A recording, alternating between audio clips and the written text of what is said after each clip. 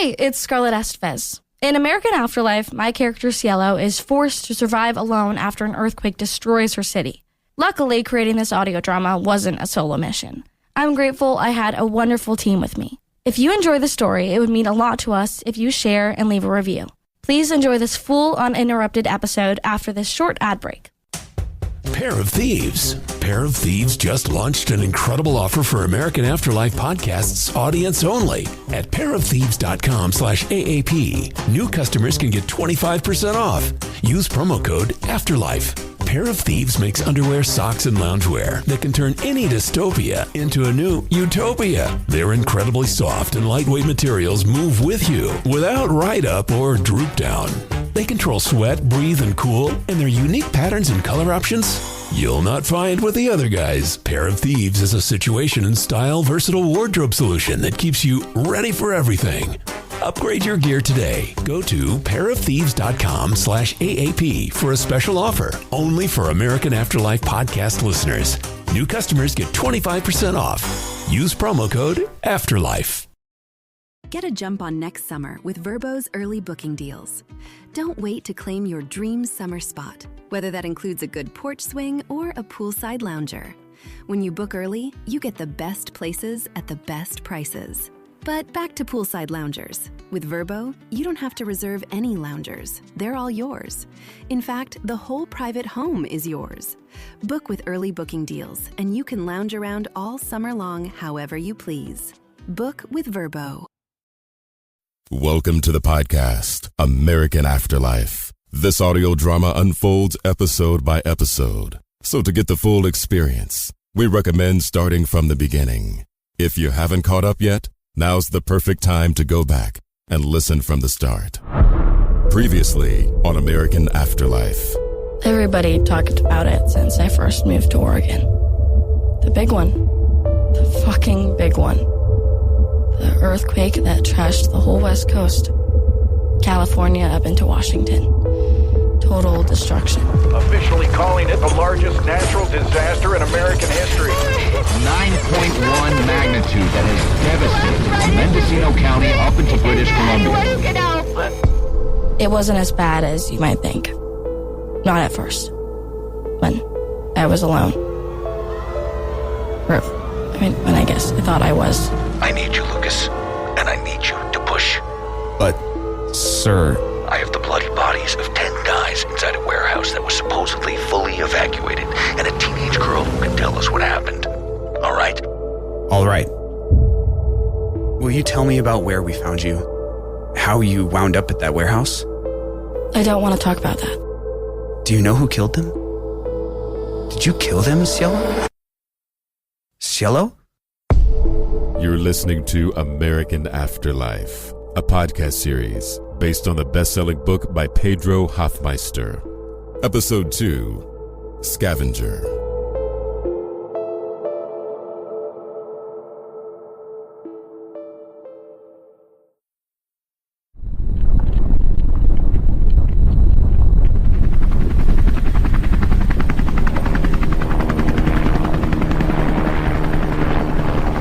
Third sweep, and it's a full-on Charlie Foxtrot down there.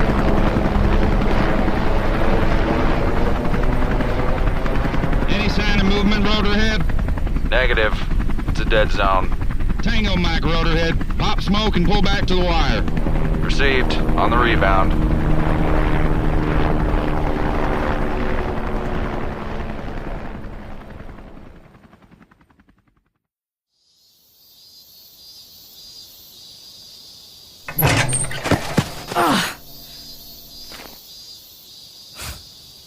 Dumbasses.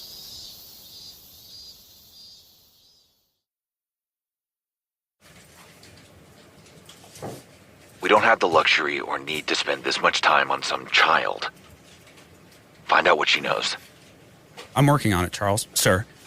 She was just telling me about the helicopter sweeps. Did you know they didn't even land and search on foot? They could have missed tons of survivors, not just her. This week, Lucas. I'm giving you till the end of this week. Understood? Yeah. Understood.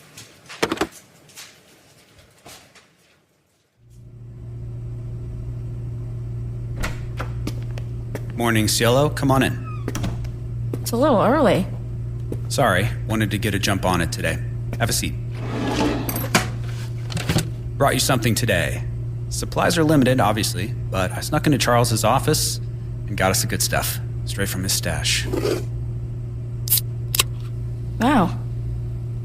Thanks. Who's Charles? My boss. The big guy. The big kahuna. He's the guy who's always calling you? What, are you, like, in love with him? Funny, Cielo. I know. Black cherry, huh? Exotic. Wouldn't mind a snack, though. I got you. Grapes? Not bad. Like I said, the good stuff. Now, where were we? Cielo. Was that some kind of bribe? Fuck that. No. Sorry, we figured you needed fiber. Keep eating. Fine. What I really need is some air. Maybe you could let me take a walk? We'll have to see about that, Cielo. Or we can just, chill. This is gonna be a very boring few hours, Cielo, if you don't, tell us a bit more about what you saw out there. Boredom sounds real nice. A luxury for some now, right? Yeah. After the thing with Mr. Francois, I got my period. Is that what you wanted to hear? I'm joking. God. But also, that didn't just magically disappear because the apocalypse began. Thankfully, the people in my neighborhood were all big box shoppers. Costco's, BJ's, so finding tampons wasn't a huge issue. My mom would say Americans were used to buying too much. Lucky me. Your mom. What happened to her? That's what I wanted to find out.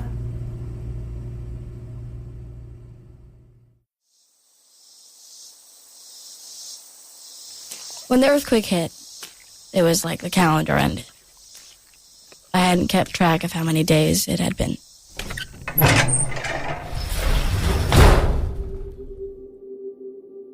Some days were so lonely. There was no reason to keep my phone on ever. Not like there was a service. I knew I should be saving my battery. But when I needed it, really needed it, I'd powered it on, make sure it's on airplane mode, and go to my song catalog. There was this one song that a friend sent me once. Who's the friend? Was he in the quake?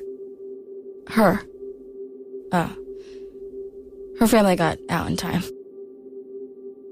Lucky, right? Anyway, it was something I'd turn on when I really needed it. And that night, I really needed it.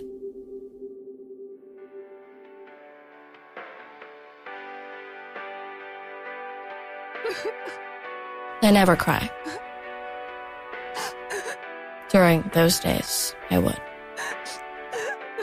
But not for long. I would tell myself just 1 hour. Then you need to get up off your butt and do something. But that night... God damn it! Ow! Fuck! Ow! Come on, I thought I had just a few more in the bottle. Shit! I needed to find some way to kill the pain. Felt like someone was scraping my insides with tiny spoons. Oh, God. Sorry, but yeah. Nighttime was always the best anyways, because there was less of a chance of being seen. What were you scared of? The dogs.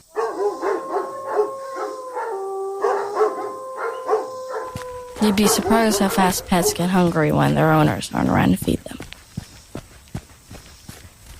I'd go through house after house, You have no idea how much shit people kept in their medicine cabinets next to their bed.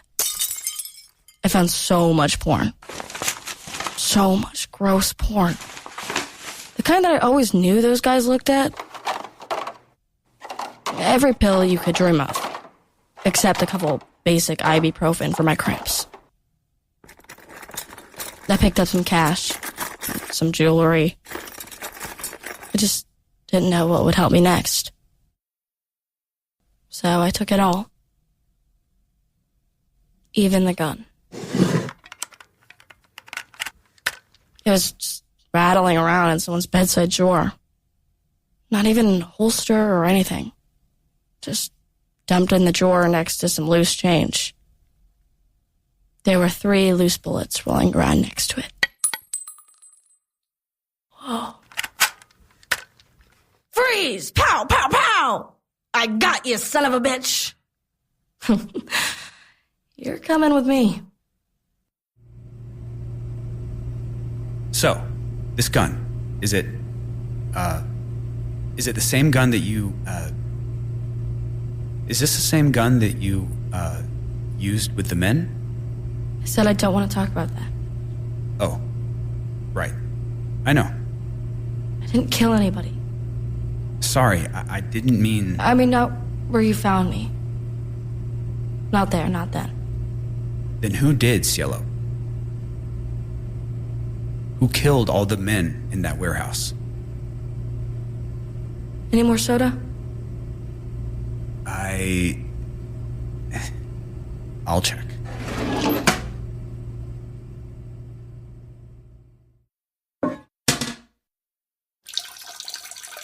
I'd never pee in my own place.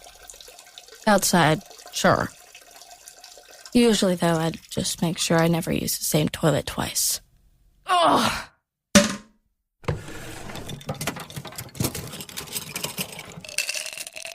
Oh, thank you. Thank you, After that day, I ventured out more. The West Coast quake is just the beginning. The beginning of a new unknown. I would say the government knows the real details, but at this point, I hate to say it, but you know me. I am strong enough to admit when I am wrong. I think they actually do not know. There is no plan, no master scheme. I know what you're saying out there. This is a new one to me, too. We have to gather now. We have to come together. We have to do as Noah did. We know the Bible has an end. We know the signs of Revelation. And we are alive at its arrival. There are good folks out there, good men who know what I know, and see what I see coming down the pipeline. In the devastation of the old, there is the new. There is the new. Shut up. Don't ask me why I tuned in. I may have missed my TV. Anything that would usually fill the quiet days of before. Just a little bit. Here's to the new.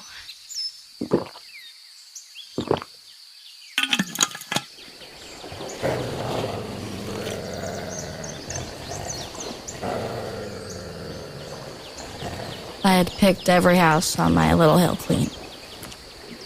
My days there were limited. I needed to venture further. So I began to search for something to get me across the floodwater. That nasty, oily lake. The white folks in my neighborhood were those outdoorsy types. I knew it was only a matter of time before I'd find a kayak or something.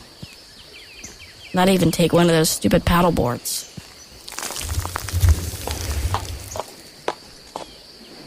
What the fuck? It was a horse. Just strolling down the street. Black and shining with a twinge of rainbow oil, kind of like the lake. He was beautiful. Completely unaware of the mess. I followed him. not getting too close, trying to stay out of sight. I didn't know for sure if this was some strange wild horse or if he had a home. A good 20 minutes went by. I thought about maybe going up to him, saying hi, feeling his black mane, until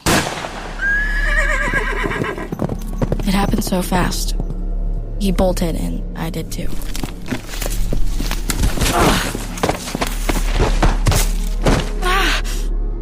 A crazy pain ran deep into my leg. As I rolled down, I collided against a chunk of concrete where some piece of metal dug itself right in.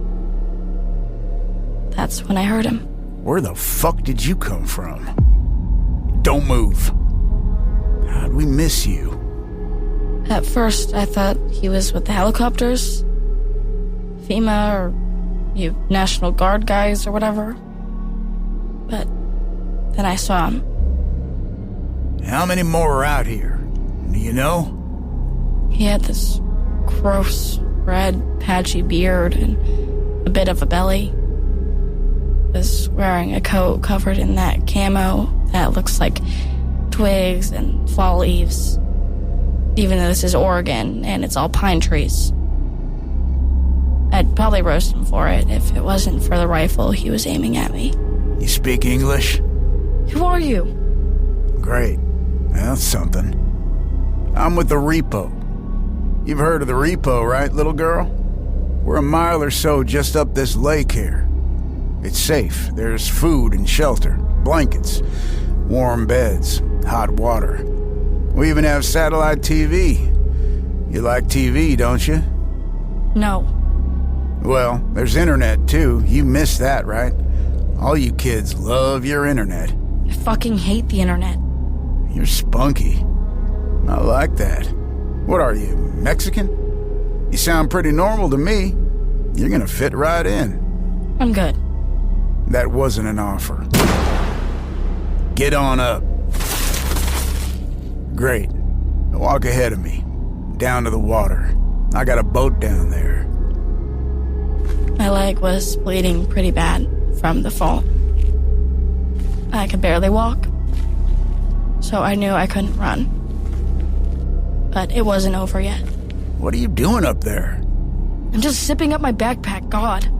Whatever. Keep moving.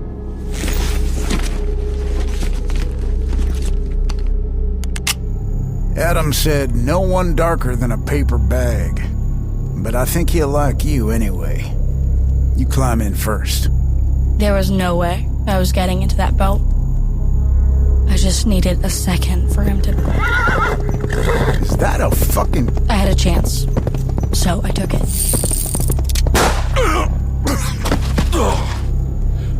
You bitch!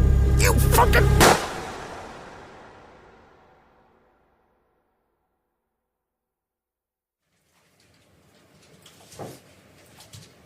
So that's two she's admitted to killing then. It's not like that. The first was a mercy. The second was clearly self-defense. She said it was one of the Repo guys too? Yes, sir. There we go. If she can shoot one of them, she can shoot them all. Not like anyone's gonna miss a warehouse full of those alt-right fucks. But someone's gotta answer for it.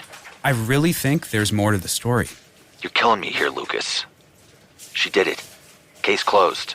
Just a couple more days, sir. That's all I need.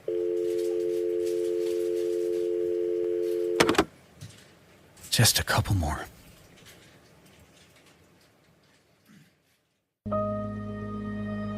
You've been listening to American Afterlife, an audio drama by Benstown McVeigh Podcast Network production, in association with Aurora Productions and in partnership with Gamut Podcast Network, based on the best-selling book by Pedro Hoffmeister, presented by Pair of Thieves. Be sure to stick around after the credits for a post-podcast interview with a member of the cast and crew. Produced by Dave Chachi Dennis, Mike McVeigh, and William Stewart. Directed by William Stewart. Podcast adaptation. Written by Allison Dwyer. Based on the best-selling book series American Afterlife by Pedro Hoffmeister. Published by Crooked Lane Books. featuring Scarlett Estevez as Cielo, Joshua Mesnick as Lucas, and Ted Evans as Charles. Additional voices by Phil Levitt, Susan Aksu Magarian, Robert Gessel, narration by Sean Andre, sound design by Jacob Urbanik, studio engineers Darren Silva and Megan Vasquez, production manager and marketing Susan Aksu Majarian, additional marketing Robbie Gessel. If you enjoyed American Afterlife, please consider leaving a review on Apple Podcasts and following us on Spotify. Hi, I'm Joshua Mesnick, and I play Lucas on American Afterlife. There are stereotypes that I've seen in TV shows, this guy who's really uptight, people pleaser, neurotic, but I wanted to sink deeper than that and really feel into who is this character? How do I relate to Lucas? Really, I think deep down, Lucas knows that something's off about the situation, and he wants to help, and he doesn't know how. And authority terrifies Lucas, and I also relate to that. You know, if I'm in a room with somebody who, you know, has that dominating personality, or they're in a position I want to be in, like I'm intimidated by who they are in the world, like Lucas is with his boss, Charles, going through that journey with Lucas's character, where in the beginning, he's just following orders. He's like a lemming, a cog in the wheel, to then realizing and discovering that Lucas actually can play a role in doing something good and meaningful. If he just can get past his fear and anxiety and people pleasing, he actually might be able to do something significant and to help somebody. Lucas really risks everything, even potentially his life. In Lucas's head, this was him committing, you know, the highest of felonies. And I've never had to make one of those choices before. So really, this was me as Lucas having a new experience, making a choice that was life or death, and feeling that thrill and feeling that fear. I don't want the audience to feel bad for Lucas. I don't want the audience to hate Lucas either. I don't want the audience to have pity. So I'm saying all the things I don't want the audience to think about Lucas, which is kind of how Lucas would be. Like, here are the things I don't want to happen. What I do want the audience to experience with Lucas is connecting with somebody who has found a sense of purpose and has actually gone through the layers of lies in himself to realize he's actually been pretending the whole time. He actually does have agency. He does have power, and he can do something good. I would love the audience to think of Lucas as a hero.